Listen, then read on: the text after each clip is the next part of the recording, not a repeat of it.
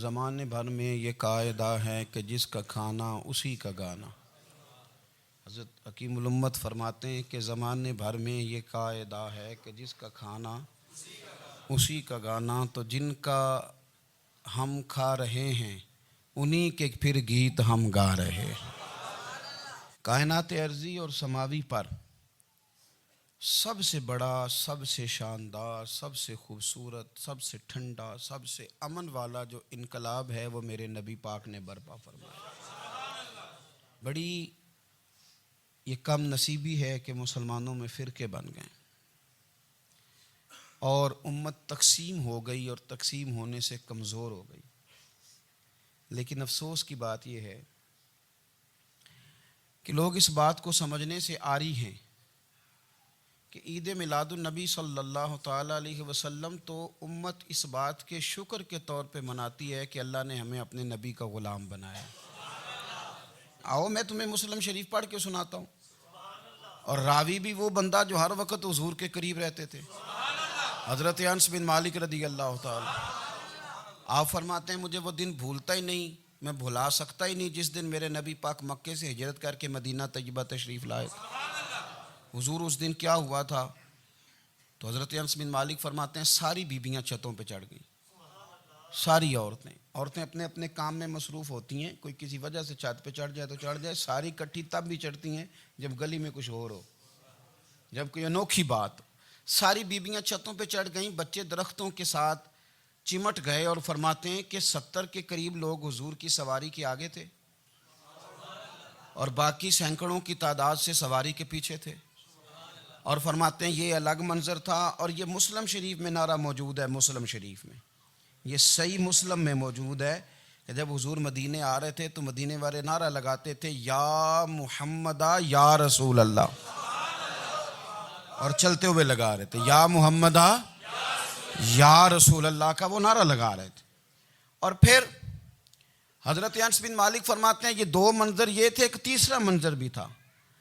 مدینہ شریف کے اندر کچھ قبیلے تھے، آج بھی ایسا ہونا نہیں چاہیے، یہ اسلام نہ صرف اس کو ناپسند کرتا ہے بلکہ اس کی تردید کرتا ہے۔ چھوٹی برادری بڑی برادری آج بھی تقسیم ہے، نہیں ہونی چاہیے۔ عرب کے اندر بھی تقسیم تھی، کچھ قبیلوں کو چھوٹا جانتے تھے، کچھ کو بڑا جانتے تھے۔ ایک قبیلہ تھا بڑا قبیلہ، بنو نجار کا، چودھریوں کا قبیلہ، سیٹھوں نوابوں کا قبیلہ، بڑے لوگوں کا قبیلہ۔ اس قبیلے کی بیٹیاں ایک کونے میں دف لے کے بیٹھ گئیں۔ نبی پاک صلی اللہ تعالیٰ علیہ وآلہ وسلم کے غلاموں بات کو سمجھیں۔ ایک منظر یہ کہ عورتیں چھتوں پہ، آج ہم منع کریں گے کیونکہ یہ پردے کی آیتیں نازل ہونے سے پہلے کی بات ہے، اب آیتیں آ گئیں، اب ہم یہ اجازت نہیں دیتے۔ عورتیں چھتوں پہ چڑھ گئیں، مرد گلیوں میں نعرے لگانے لگے، اور بنو نجار قبیلے کی بیٹیاں، چھوٹی بچیاں وہ ایک کونے میں دف لے کے بیٹھ گئیں اور وہ پڑھنے لگیں طلع البدر علینا۔ اب تو میلاد غریبوں میں رہ گیا ہے، ہمارے یہاں فیشن ہو گیا ہے، جب حالات خراب ہوتے ہیں تو لوگ برکت کے لیے میلاد کراتے ہیں، اور جب امیر ہو جاتے ہیں پھر انہیں میلاد کے جائز ہونے کی دلیل ہی کوئی نہیں ملتی، پھر وہ یہ فیشن ہے۔ بندہ تھوڑا سا پڑھ جائے نا دو چار چیزیں تو ہر چیز کو غلط کہنا اس کی طبیعت ہوتی، پھر یہ فیشن ہے کہ میری سوسائٹی نہیں ہو گئی، کتابیں نہیں ہو گئیں، فرنیچر نیا ہو گیا، دوست نئے ہو گئے، تو مذہب وہی پرانا۔ اوئے ہوئے کوئی ترقی کرنی چاہیے، وہ ترقی کرتے ہیں بیچارے، اور جن کی پیچھے 10 نسلیں اور 50 نسلیں میلاد مناتی آ رہی کہ اتنی دلیل کوئی نہیں ملی، سبحان اللہ۔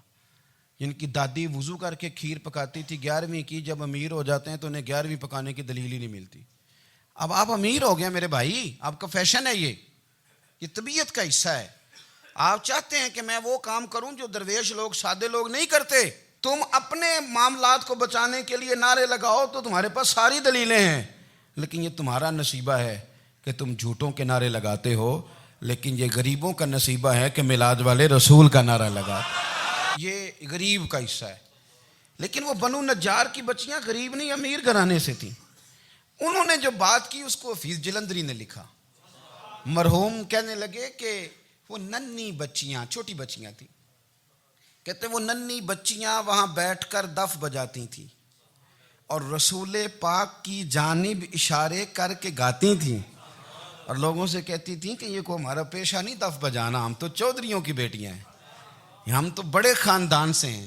وہ ننھی بچیاں جو بیٹھ کر وہاں دف بجاتی تھیں، رسول پاک کی جانب اشارے کر کے گاتی تھیں اور کہتی تھی ہم ہیں بچیاں نجار کے عالی گھرانے کی، خوشی ہے آمنہ کے لال کے تشریف لانے، ہمیں بڑی خوشی ہے آمنہ کے لال کے، خوشی ہے آمنہ کے لال کے، خوشی ہے آمنہ کے لال کے، ہمیں خوشی ہے آمنہ کے لال کے تشریف، خوشی ہے بس آمنہ کے لال کے تشریف۔ نبی پاک صلی اللہ تعالیٰ علیہ وآلہ وسلم سے امت کا جذباتی رشتہ ہے۔ یہ پہلے دن سے ہی ابو جہل کب منع کرتا تھا کسی مسلمان کو کہ خانہ کعبہ میں نماز نہ پڑھو، کہتا پڑھو۔ حضرت صہیب ابن سنان رومی سے اس نے کہا کہ آپ اپنے طریقے کے مطابق، مسلمانوں کے طریقے کے مطابق کعبے کے اندر نماز پڑھیں، جو مرضی کریں۔ روکتے تو وہ نبی پاک کے قریب جانے سے تھے، وہ منڈیوں میں بیٹھ جاتے تھے، حضور کے قریب نہ جانا، حضور کے قریب نہ جانا، حضور کے قریب نہ جانا۔ میری بات کو آپ سمجھے اور ہمیشہ یاد رکھیں، امت کا نبی پاک سے جذباتی رشتہ، جذباتی۔ یہ جو رسول اللہ کی امت ہے یہ گناہ گار ہو سکتی ہے پر اپنے نبی کی غدار نہیں ہوتی۔ میں آپ کو صحیح کہہ رہا ہوں۔ میرے کلین شیو نوجوان کے کان میں آپ جا کے کہیں نبی پاک، چاہے اس نے نماز نہ پڑھی ہو، چاہے اس نے داڑھی نہ رکھی ہو، آپ حضور کا نام لیں اس کے رونگٹے کھڑے ہو جاتے ہیں، اس کی طبیعت، اس کا دل دھک دھک کرتا ہے، اس کی ایک ایک روح سے محمد محمد کی آوازیں نکلتی۔ یہ فیض ہے رسول پاک کا اور یہ کرم ہے اللہ کا اس امت کے ساتھ۔ امیر ملت پیر جماعت علی شاہ صاحب محدث علی پوری فرماتے ہیں ایک جگہ ہندوؤں کا جلسہ تھا، ہندو پنڈت تقریر کر رہا تھا، اس نے نبی پاک صلی اللہ علیہ وسلم کی شان میں معاذ اللہ کو بے ادبی کر دی۔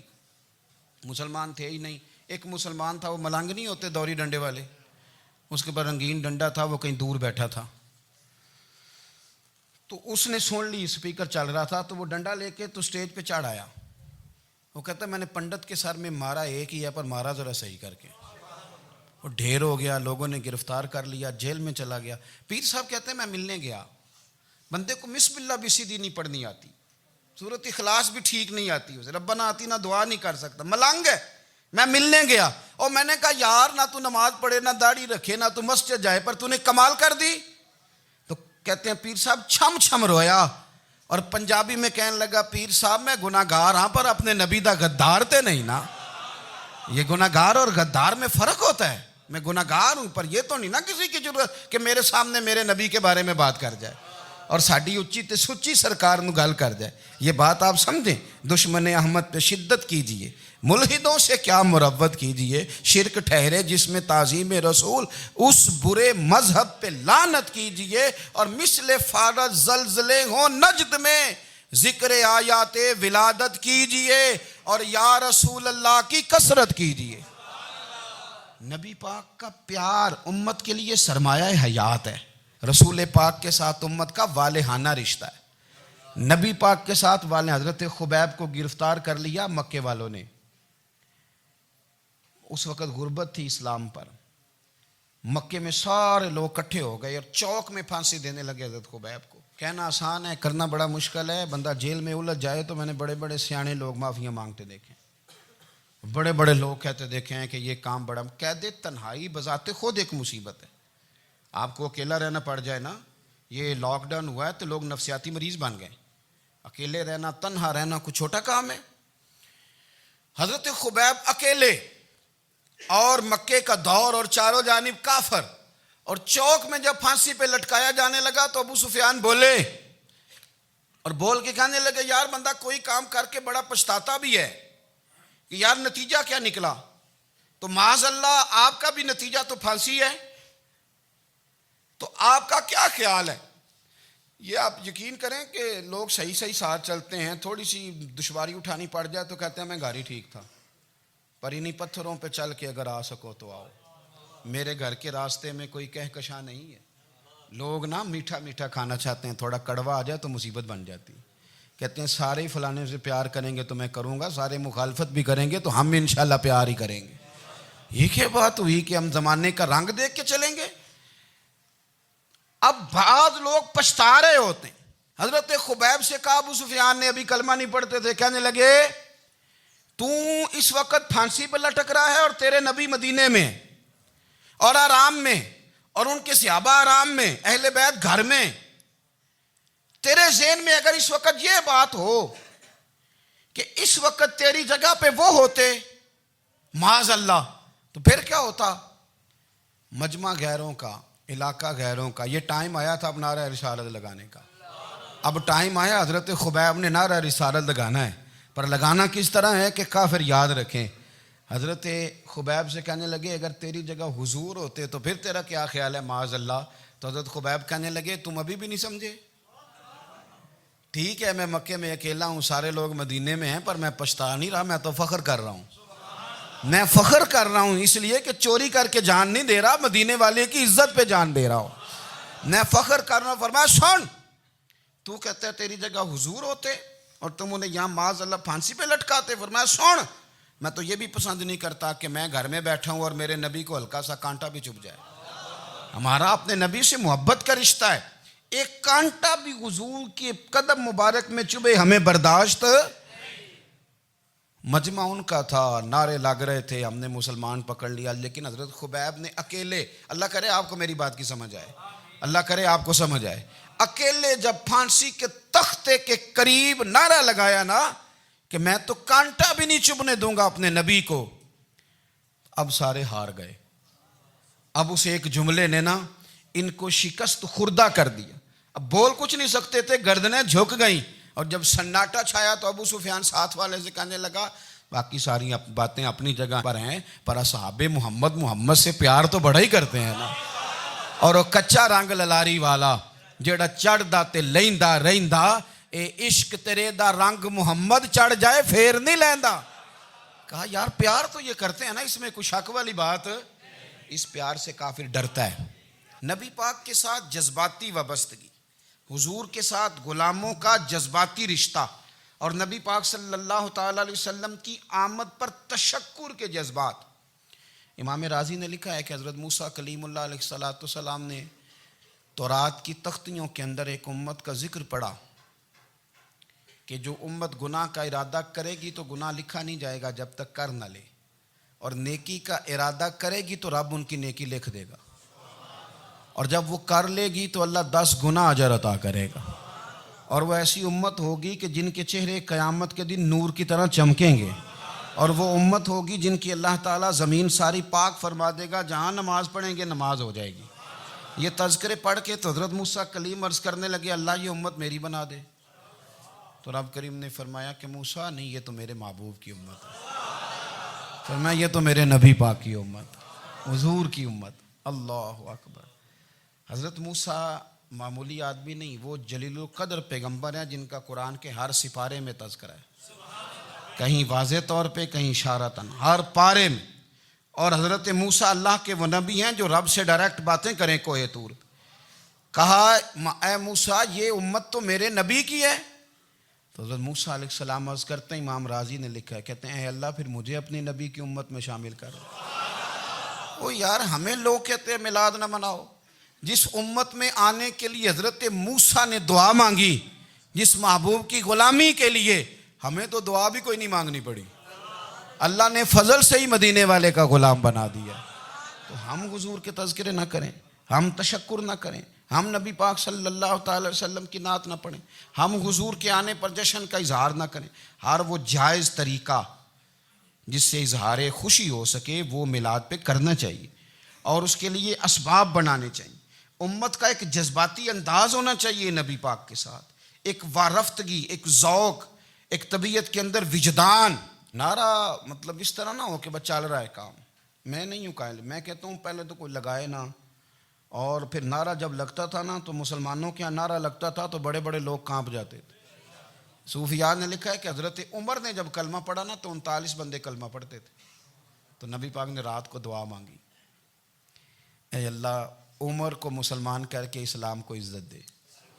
حضرت عمر سویرے آ گئے، میں وہ تفصیل میں نہیں جاتا، بات لمبی۔ حضرت عمر جب آئے نا اور انہوں نے آتے جب کہا نا کہ میں کلمہ پڑھنے آیا ہوں، تو حضور اتنے راضی ہوئے کہ نبی پاک نے کہا اللہ اکبر، تو صحابہ نے نعرے لگائے اللہ اکبر اللہ اکبر، یعنی 40 لوگ مسلمان ہوئے تو نعرے لگے ہمارے صوفیاء کہتے ہیں حضرت عمر کے آنے پر جب نعرے لگے تو بتاؤ کہ وہ تو نعرہ تکبیر لگا، نعرہ رسالت کیوں نہیں لگا؟ تو کہتے ہیں گویا ہمیں حضور نے یہ سمجھایا ہے، حضور کے اشاروں نے سمجھایا ہے کہ میں اب اپنے نعرے خود تو نہیں نہ لگاؤں گا، میں نے تو اللہ اکبر کہہ دیا، عمر آ گیا ہے میرے نعرے لگاتا رہے گا، وہ نعرے لگیں گے۔ حضرت عمر نے پہلے دن ہی کہا کہ حضور آپ سچے رسول ہیں تو چھپ چھپ کے نماز کیوں پڑھیں؟ شروع ہو گئے نعرے، حضور آپ سچے ہیں تو چھپ چھپ کے نماز کا کیا معنی ہو؟ تو حضور نے فرمایا تیرا کیا ارادہ ہے؟ کہ حضور سارے نہیں، ایک میں ایک امیر حمزہ، ایک لائن کے آگے وہ لگ جائے، ایک کے آگے میں لگ جاؤں، اور باقی مسلمان جتنے ہیں کل 40 تھے، پیچھے 18 19 بچیں گے، تو ایک لائن میں وہ ہو جائیں، ایک میں آگے ایک میں امیر حمزہ ہو، ایک میں ہوں، تو دیکھ لیتے ہیں یہ ہمیں نماز کیسے نہیں پڑھنے دیتے۔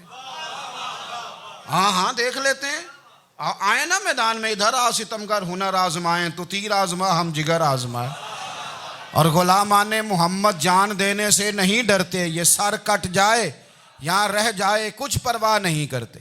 فرمایا بھی پتہ چل جاتا ہے نا، ایک لائن میں حضرت امیر حمزہ ہو گئے، ایک میں حضرت عمر ہو گئے۔ پہلے یہ مارتے تھے جو حرم شریف میں مسلمانوں کے طریقے پہ نماز پڑھتا تھا، یہ جلوسوں کی بڑی برکت ہے، اندر بیٹھے رہے نا چپ کر کے، نکل جائیں تو پتہ کچھ بھی نہیں چلتا۔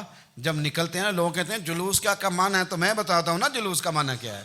حضرت عمر نے باہر نکلے 2 لائنوں کا جلوس، لمبا بھی کوئی نہیں، بندے بھی 40، اور جناب فاروق اعظم باہر نکلے تو عمر کا نعرہ، عمر کا، حضرت عمر نے یوں کر کے آستینیں بازو کی چڑھا لیں، اور اپنے گلے میں جو ان کے رومال تھا نا اس کو یوں سینے پہ باندھا، اور اس ہاتھ میں تلوار تھی تو یوں کر کے باہر لہرائی، کہنے لگے او مکے کے کافرو ادھر آؤ میرے سامنے، جس نے اپنی بیوی بیوہ کرانی ہو، جس نے بچے یتیم کرانے ہوں، وہ آئے میدان میں، مصطفیٰ کے غلام آج سڑکوں پہ نکل آئے میدان میں ہمارے سامنے ہمارا مقابلہ کرے، آئے نا میدان میں، ہم نکلے ہیں، اب ہم یہاں کعبے میں اعلانیہ نماز پڑھیں گے، ہم پڑھیں گے، طاقت ہے تو آؤ نا ہمارا مقابلہ کرو، آؤ۔ کفر بذات خود بہت بڑا جھوٹ ہے، اور جھوٹ کے پیر، بس 2 بندے نکلے تلواریں لے کے آگے، تو پھر حضرت عمر نے اعلانیہ نماز پڑھوائی خانہ کعبہ۔ تو میرے بھائی رسول اللہ صلی اللہ علیہ وسلم کے غلام تو جب نعرہ لگاتے تھے تو ہو ہی کمال جاتا تھا۔ پھر بریلی کے امام بولے، کہنے لگے پیش حق مجدہ شفاعت کا سناتے جائیں، حضور قیامت کے دن آگے نا ہمارے آگے خوشخبری دیں گے، کہیں گے تم فکر نہ کرو، آ جاؤ میں تمہیں بخشواتا ہوں، میں تمہاری سفارش، آ جاؤ پیچھے۔ حضور نہ پیش حق مجدہ شفاعت کا سناتے جائیں گے۔ یقین کریں بریلی کے امام کو بھی بڑا ہی رنگ آتا ہے بیان کرنے کا، کہنے لگے آپ روتے جائیں گے، اللہ کو منانا ہے نا حضور نے، کہتے ہیں پیش حق مجدہ شفاعت کا سناتے جائیں گے، آپ روتے جائیں گے، پر ہم کو ہنساتے جائیں گے، باغ جنت میں محمد مسکراتے جائیں گے، پھول رحمت کے گریں گے ہم اٹھاتے جائیں گے، اور حشر میں ہوگا ہمارا داخلہ اس شان سے ہم یا رسول اللہ کا نعرہ لگاتے جائیں، ہم یا رسول اللہ کا نعرہ۔ امام راضی کہتے ہیں حضور نے ایک رکا پکڑا چھوٹا سا، ایک بندے کو لوگ دوزخ میں لے کے جا رہے ہیں، اچھا مجھے ایک بات بتاؤ، فیصلہ پہلے ہو گیا ہے، اللہ کے سامنے ہوا ہے، اور فیصلہ ہو گیا اور طے ہو گیا کہ دوزخ میں جانا ہے، وہ قریب پہنچ گئے دوزخ کے، تو حضور نے دیکھ لیا، اور بتایا کس نے؟ حضرت آدم نے۔ حضرت آدم کہنے لگے حضور وہ آپ کے غلام کو دوزخ میں لے جا رہے ہیں۔ نبی پاک آگے گئے، کیا پڑھتے ہیں ہمارے بھائی؟ حضور نے مجھے ان سے چھڑا کے چھوڑ دیا۔ نبی پاک صلی اللہ علیہ وسلم آگے گئے، فرمایا ادھر آؤ، کہاں لے کے جا رہے ہو؟ اللہ کے سامنے فیصلہ ہوا ہے نا، فرشتوں نے کیا ہے نا، فرشتے کو کسی سے بددیانتی تو نہیں نہ کرتے، فرشتوں نے جو کیا ٹھیک کیا ہے نا، کیوں لے کے جا رہے ہو؟ سونے گناہ زیادہ ہیں، نیکیاں تھوڑی ہیں، فرمایا میرے سامنے تولو۔ کسی فرشتے نے نہیں کہا کہ سونے معاذ اللہ ہم کو بے ایمان ہے، ہماری کوئی اس سے زد چل ساڈا کو بننا سان جائے دے نال، بھائی میرا مطلب ہے صحیح تولا ہے، فیصلہ ہے، فرمایا دوبارہ تولو۔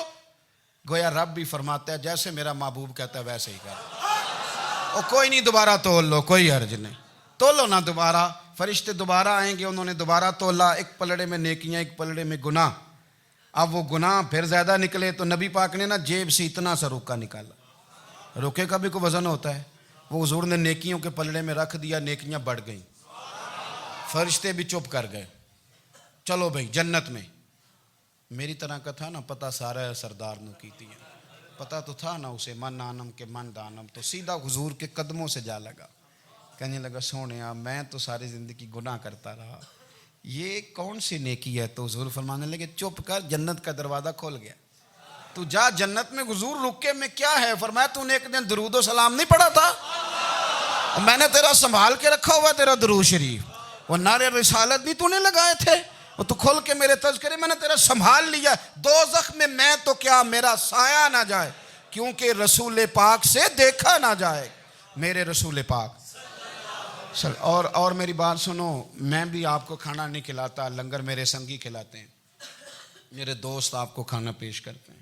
ہر جگہ آپ جاتے ہیں تو وہاں کچھ لوگوں کی ڈیوٹی ہوتی ہے, لیکن ترمذی شریف سیاستہ کی حدیث ہے. حضرت انس نے پوچھا تھا حضور قیامت میں کہاں ملیں گے؟ فرمایا حوض کوثر پہ. حضور وہاں انس پانی پلائیں گے کہ بلال پلائیں گے کہ سہیب پلائیں گے؟ فرمایا نہیں, امت پیاسی آئے گی تو میں اپنے دست مبارک سے پانی پلاؤں. حضور وہاں نہ ملے تو فرمایا پل صراط پہ آنا, امت گزرے گی تو میں رب سلم کی دعائیں کروں گا. تو اعلیٰ حضرت فرماتے ہیں جب حضور دعا کر رہے ہیں تو ڈرنے کی ضرورت کیا ہے؟ خدا کی رضا چاہتے ہیں دو عالم, خدا چاہتا ہے رضائے محمد, رضا اب پل سے وجد کرتے گزری کہ ہے رب سلم دعائے محمد صلی اللہ ہو. تو حضور وہاں ملاقات نہ ہوئی تو پھر اس حدیث کو بھی یہ حدیث مضبوط کر دے گی. حضور فرمانے لگے پھر میزان عمل پہ آ جانا, امت کے عمل تول رہے ہوں گے اور میں کامیابی کی دعائیں مانگ رہا ہوں گا. تو جس کے لیے حضور دعا مانگیں گے ناکام ہوگا, ناکام ہوگا. اپنے بچوں کو حضور کی محبت سکھائیں, نبی پاک صلی اللہ علیہ وسلم کی غلامی کریں. آپ کا رشتہ نبی پاک کے ساتھ مضبوط ہونا چاہیے, آپ کے تعلقات حضور کے ساتھ مضبوط ہونے چاہیے. اور آپ نے دائیں بائیں نہیں دیکھنا کہ پراپوگنڈا کیا ہے, لوگ کیا کہہ رہے ہیں. لوگوں کو دیکھ کے جو لوگ رستہ بناتے ہیں وہ پیچھے رہ جاتے ہیں. آپ نے یہ دیکھنا ہے کہ میرا حضور سے نسبت کا تعلق مضبوط ہے, کوئی کدھر جا رہا ہے اس سے ہمیں کوئی تعلق. اس وقت عالمی حالات کیا ہیں, قومی حالات کیا ہیں, معاشی حالات کیا ہیں, جرنلسٹ کیا کہہ رہے ہیں فلانے کے, ہمیں اس سے غرض نہیں ہے. ہمیں تو اتنا پتہ ہے کہ ہم نے اپنے نبی کو راضی کرنا ہے. تو اس لیے خوبصورت محافل کا ذکر کریں, خوبصورت درود شریف پڑھیں. اگر سکون کے متلاشی ہو